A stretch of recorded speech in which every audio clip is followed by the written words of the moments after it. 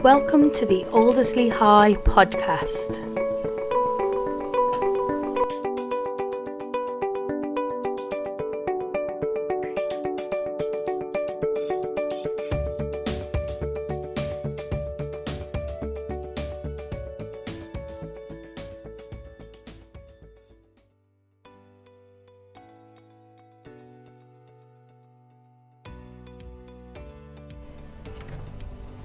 So today's episode is going to be from myself, Miss Pritchard, and the lovely Miss Jeffries, and we will be focusing on how to be successful in maths and English. We're going to start today by focusing on the AQA GCSE English Language Paper 1.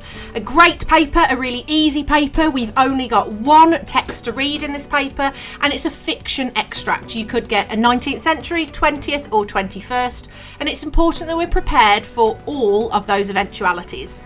So in today's podcast, we're going to talk about how to be successful in those 5 questions and the breakdown of those questions and those key acronyms that we can use to be amazing and get our target grade. So first question, question 1, the easiest question across both papers. It's worth 4 marks and it's list 4 things.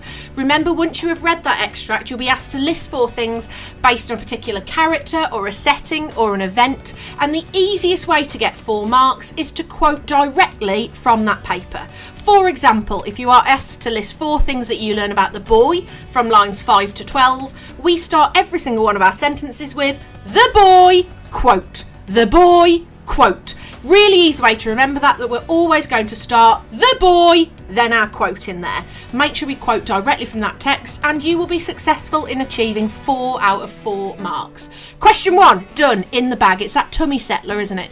It makes you remember that you know what you're doing, that you're ready for that language and structure analysis. And that's what we then move on to. Question 2, 8 marks, language analysis in this question, and all you need to do is produce 3 PEFI paragraphs. Don't forget what PEFI stands for. I'm hoping you're saying it now in your heads. Point, evidence, feature, impact and intention. We're making sure we always link it back to the question, so thinking exactly how that character has been described or how that specific setting has been described as, and we are using a wide range of language features. We know you like your word classes, but branch out from word classes. Don't forget those types of repetition, the asyndetic list, the polysyndetic list. Think about the different types of imagery in there. So make sure that you are varying your language features. And then always make sure that you link back to the question through that impact and intention. And most importantly, for every single quote that you select, what does it make the reader think, feel, or imagine? I'm hoping that you're now pointing that finger to your temple. Think, feel, imagine. Really important that we are linking it back to that all the way through. 8 marks, which means we're only spending 10 minutes on this question. So only 10 minutes on this question, it works out about 1 minute per mark. So only spend 10 minutes on this and really push yourself to produce those 3 PEFI paragraphs with alternatives. Alternatively, this could make the reader think. In addition to this, the writer may have produced this because. So think, feel and imagine for that question. So you've done it then, 12 marks done. You've done question 1, you've done question 2, and we move on to question 3, the structure question. The question that at Aldersley High School, students do better than national average every single year. And that's because, remember, we are stripping it right back down. What happens in the beginning, what happens in the middle, what happens in the end of that text, and focus purely on that. When you are annotating that text, make sure in the margin you are writing that down. What's happening in the beginning of the text? How is it therefore interesting you as a reader?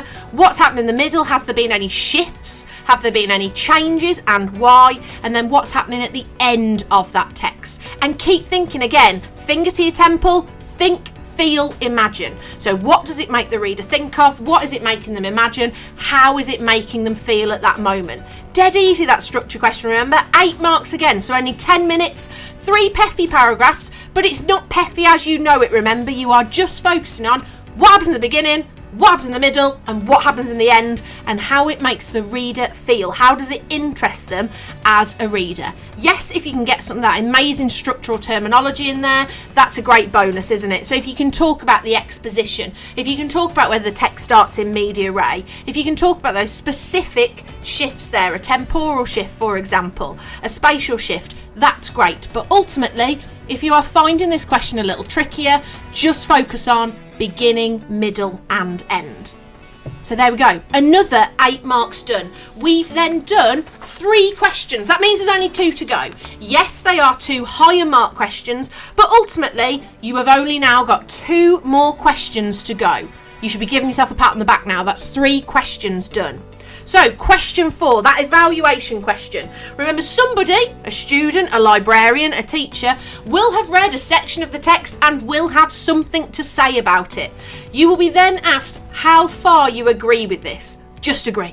Remember, we are agreeing with that statement, and then we are using OFIL paragraphs to show how we agree. I'm hoping you're all now saying what OFIL stands for in your heads. Remember, it's opinion, evidence, feature, impact and intention, and then link back to that original statement. Those fantastic OFIL evaluation paragraphs that I know you are all brilliant at producing.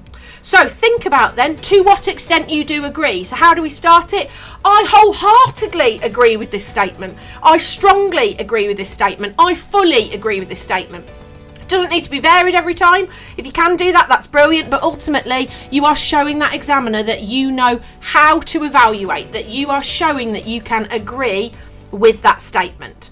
We make sure we've got our quotations that we can find within that section of the extract that links back to that statement. We find those varied language features, so think about the different language features that are there.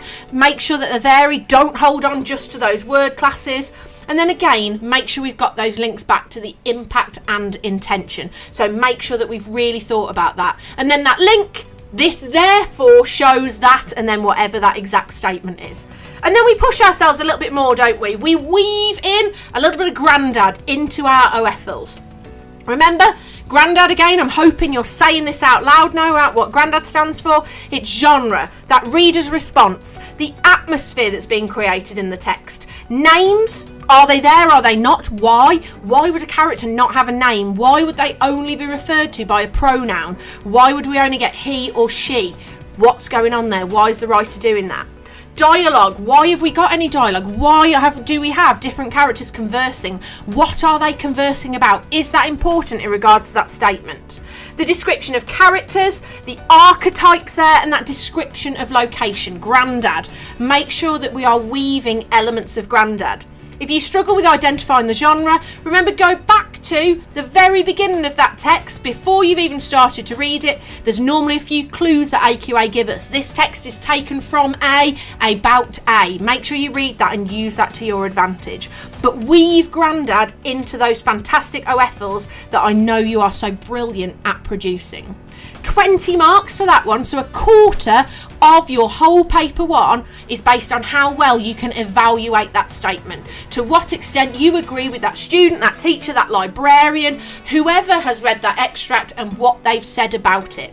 So we're looking for reasons to agree. We're going to spend about 20-25 minutes on that question, and we are going to show this examiner how brilliant we are at evaluating and producing those 3 to 4 OFL paragraphs.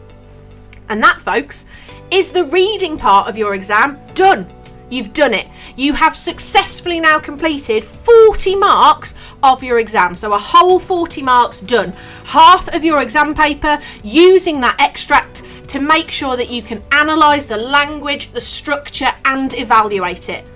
And you can have a 10-second rest in that exam, can't you? Just as you're turning over that exam paper to then get to the best part of paper 1, the absolute best part, writing a fantastic narrative. So, as you know, 40 marks at stake here, 24 marks for AO5 and 16 marks for AO6. AO6, remember, is your more spag side of it, so making sure that we are using punctuation, don't forget those colons and semicolons, making sure that our sentences are varied all the way through there, and then making sure that our vocabulary is sophisticated throughout. Then we have AO5. Don't forget the interesting part about AO5 and 6. Vocabulary is the only part that is listed in both AO5 and AO6. That means it's important. So if you are going to do any additional revision after listening to this podcast, learn some more sophisticated words. Make sure that in your armour you have got a bank of amazing vocabulary that you can use. And AO5, remember, is your content. It's how you structured that amazing narrative that you're going to produce. It's how well you thought about your manipulation of language. And it's making sure that it's really engaging and compelling for that examiner. Remember, the examiner is marking hundreds of papers from like-minded students like yourselves. You need to engage them straight away. You need to be the reason that examiner sits up a little bit straighter and says, whoa, this person is amazing, that they are producing an incredible story for me here. So what do you need to do then? Well, look at that picture. Use that picture for inspiration. Put yourself into that image. What can you see? What can you hear? What can you smell? How do you feel? How are you feeling whilst you are inside of that picture? Get in it. Like Joey from Friends in that map. Get into the picture and see how you feel in there. And make sure that you are planning in that sense. Remember that writing lecture, it's far easier to talk negatively, to be miserable, be unhappy. There are far more synonyms for unhappy than happy. So think about how you feel. What can happen in there? What could happen within that narrative? No, we don't want 17 events to happen in 30 seconds. Make sure we think about the rule of one. So one event that's happening in there, one person in there, 1 hour as a maximum amount of time. But ultimately in your plan, you need to be thinking about how you are going to develop your writing in line with that image. Remember, you need to be imaginative. Really use that imagination and think about how you are going to develop this story to your advantage, to show the examiner that you are as brilliant as we keep saying you are. So what are your top tips then for question 5? What are these top tips? Well, it's thinking about varying your sentence starters, isn't it? Don't forget I space. Again, I should be hearing you telling me what I space stands for now. It's the ing verbs, it's the similes, your prepositions, the adverbs, the connectives, the ed verbs. Make sure that you are varying your sentence starters. Make sure you're varying your sentence structures. Do not just write in all simple sentences. Make sure you've got compound sentences, complex sentences, a minor sentence in there. Have you remembered to isolate that one sentence on its own as a single paragraph? Is that your dramatic moment? Where are you going to isolate that? Is that the climax of your narrative? You need to make sure that you are varying your punctuation, as we've previously mentioned. Don't forget those colons and semicolons. Do not overuse ellipsis. It's not EastEnders. There are not that many dun-dun-dun moments. So make sure we are thinking about our punctuation and we are using it in a sophisticated manner. And then one of the most important top tips that I want to share with you is creating that cyclical structure. So making sure that how we start off our narrative, we end in the same way. Remember that quick and easy way to do that is to start off your narrative with 3 words, 3 adjectives perhaps, 3 nouns, whatever you want, but start off with 3 words and make sure they're good words, and then end with the same 3 words. If you want to ramp that up again, another notch, turn it into a synonym chain. If I say to you, I'm tired, and you say to me that you are fatigued, fatigued is almost you're more tired than that. So think about how you can create that synonym chain and then put it the opposite way round when you finish. So think about that cyclical structure. Make sure you're thinking about that imagery. Can you get a really nice extended metaphor within your narrative? Can you play around with similes, but don't put those cliche similes in there? Nothing is like a lion. Make sure you are thinking about those similes and really playing around with your language. But, and I'm going to say it again because it's important, make sure that you are using that sophisticated vocabulary and really make sure that you are taking that vocabulary into the exam and putting it to great use. And how can you make sure you do that? Well, if you sit right down as you go to start the exam and you know you've got 3 words in your head, there is nothing wrong with just scribbling that down just in within your plan and then going back and completing those reading questions. But that's worth 40 marks, isn't it? So we're spending about 45 minutes on that question. and really making sure that we take our time with crafting our language. We want to impress this examiner. We want to show the examiner that we are brilliant, and you're going to do that through crafting your language and really thinking about your overall narrative. And that's it. That's 5 questions. That's all you've got to do. 80 marks, 1 hour, 45 minutes, done. There is absolutely no reason why you cannot smash this exam by just following those top tips, by just thinking about what you need to do for each of those questions. That is how you will be successful in this exam. So remember, top tips from me: stick to the timings, don't forget the acronyms, and take your time. Make sure that you are using the right amount of time on each of the questions to enable you to be fantastic. You are brilliant, Year 11. Good luck in your exams.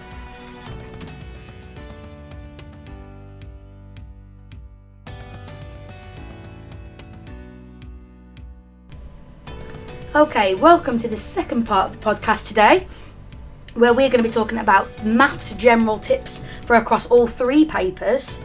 So it's not going to be particularly paper specific, it's going to be more tips just for you to remind you of what you need to do when you're looking at each different paper.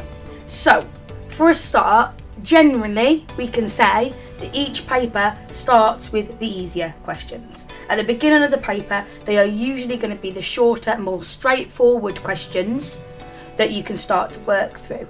Use these to build up your confidence. Don't skip to the back. Don't start looking at those harder questions, those 4 or 5 mark questions straight away. Start with the easy ones. Build yourself up. Let the paper wean you in to what it's going to be asking you. Don't overlook any part of the question. I have seen so many of you skim read a question, think you know what it's talking about, answer it, and you've missed something really key in there. Please read the question carefully. You've got to make sure you understand what that question's asking you. Quite a lot of you make good use of highlighters in the maths exam and you highlight keywords. Keep doing that. As long as it is helping you to understand what is being asked, it's worthwhile. When there is about 15 minutes left in whatever exam you are taking, quickly check to see whether you're running out of time. Have a skim through the rest of your paper. How many questions have you got left? Do you think you're going to run out of time? Do you think it's worth wasting more time on a question where you're struggling, or moving on? Always move on if you feel like you're spending a lot of time on one question and you're not getting anywhere.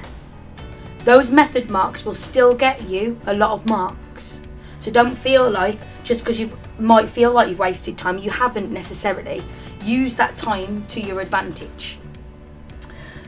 If you think you're running out of time, have a quick skim, double check what you've got left.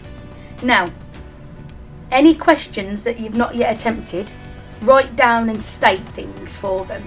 Because as we all know, in the maths exam, a lot of these questions often want you to write down things. For example, if I had an angles question about kites, it always wants you to write down the different rules that you know about angles. So write down angles a straight line add up to 180, angles in a circle 360. Any point you can think of, write them down. Don't accidentally lose marks when you know them.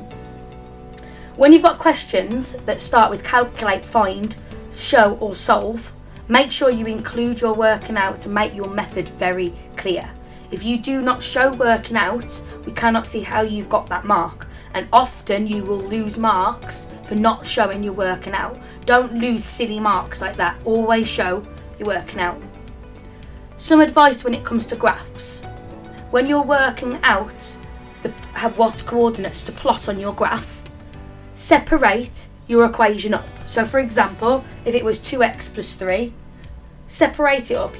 Work out 2x first, then add the plus 3. That way you're not going to make any silly errors, particularly when it's on the non-calculator paper.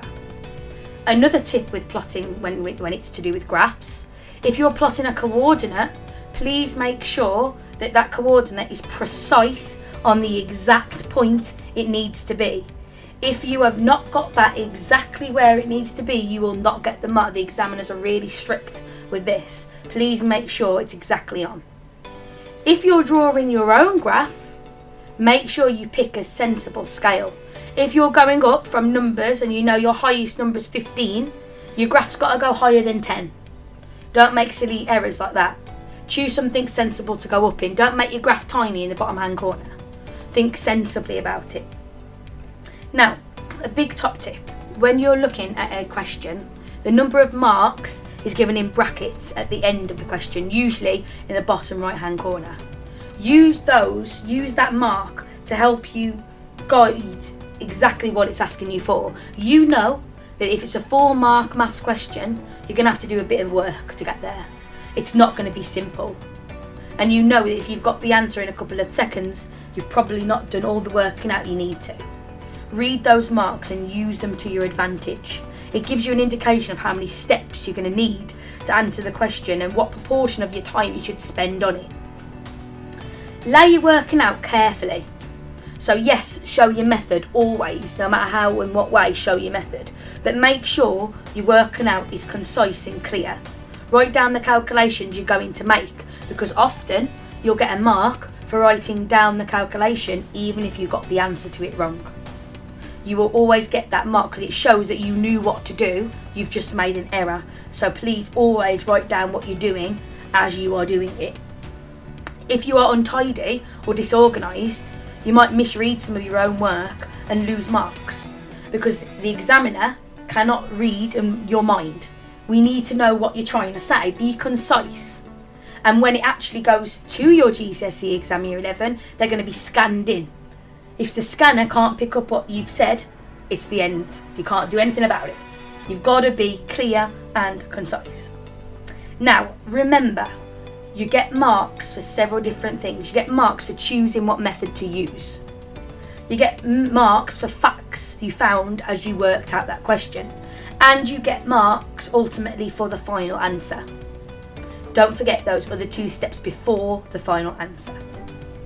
Now, I've got some tips here of what examiners look for. So listen carefully to these.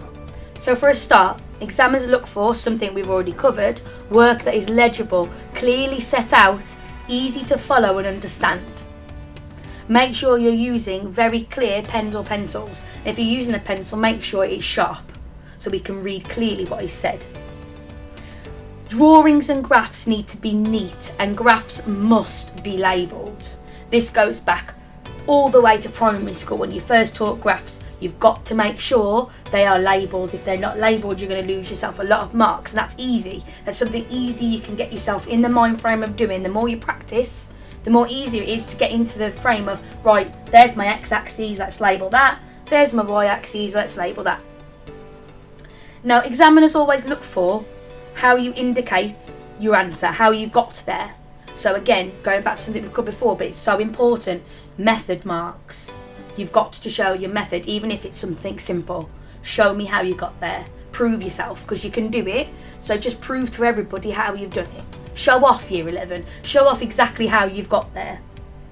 Examiners are obviously going to be looking for the right answer, so make sure your answer is clear.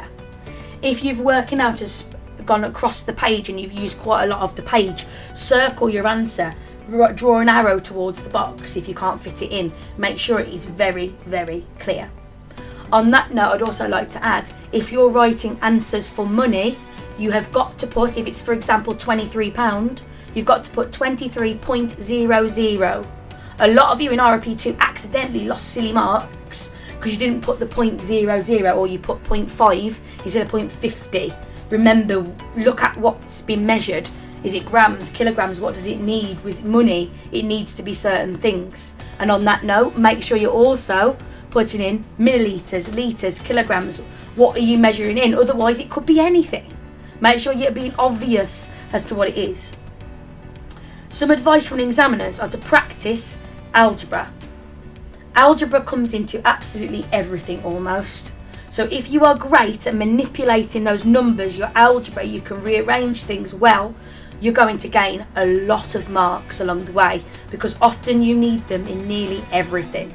So make sure you are fabulous at your algebra. If there's any advice, it would be to revise algebra. Practice answering questions that ask for an explanation. Now, I quite often, particularly with my maths group and my intervention groups at the moment, have told you to babble in your explanations, because the more you write, you're bound to put something correct in there. So if you keep talking and keep writing it down, keep writing as much detail as you can, even on something like a 1 mark explanation, you're going to say something right. And that's what the examiner's looking for, those key words to tick to say, yes, that child clearly understands what they're talking about. So I'll give you opportunity to babble in your answers. Do what you can. The last piece of advice from an examiner's point of view, from what I'm reading here, is to make sure you use your calculator efficiently. So on papers 2 and 3, make sure you use your calculator efficiently. Now, having said that, I know quite a lot of my own group and my interventions rely heavily on your calculator. If you know for a fact that paper 1, the non-calculator paper, is your weakness, you've got to be practicing without your calculator, because you're not going to have it to lean on the day. If you know that you're great at paper 1 and it's actually your calculator work, practice that. I've got lots and lots of calculator top tips that we'll go into on another day, but you must make sure you're practicing those key things. Now for today, that's just about it from me. That's everything rounded up for all 3 papers. You've just got to prove yourselves year 11, because you can do it. You've got this. So well done and good luck.